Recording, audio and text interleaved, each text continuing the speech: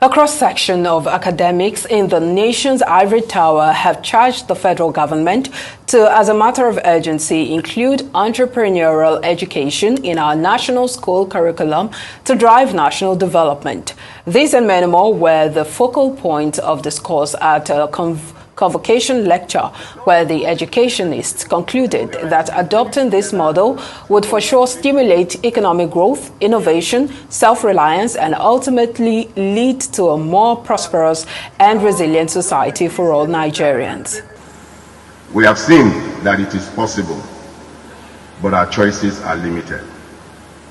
So let's embrace youth entrepreneurship, not primarily because of venture creation, rather because it can provide the impetus for accelerating our collective mindset shift, leading to economic rebirth of our country.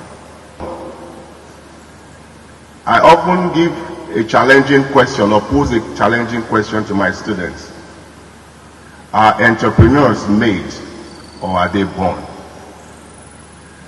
At the end of what usually dovetails into a heated debate, the conclusion is usually that the average Nigerian has the entrepreneurial DNA. That is nature. However, those that end up being successful are those that are opportune to have been nurtured.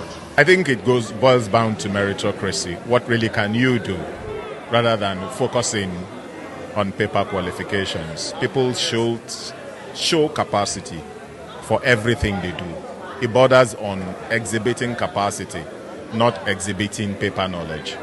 That's, like I said earlier, knowledge is the greatest empowerment, and demonstration and exhibition of that knowledge is what will bring us to the desired goal. Like the DNA, there is something innate in the young people that is capable of being entrepreneurial and that is capable of doing much more than they ordinarily would, which if only they were able to focus, to be reflective, and to be observant of the opportunities that are very much aware, that are very much available in the country. The thing these days is that I want to get a degree. Degrees means nothing. Like I said, what President Tinubu ought to do is to have a policy whereby he can get the best brains. Like in the US, we have NASA, where brilliant people go and they develop things. We need to find a way of developing such institutes.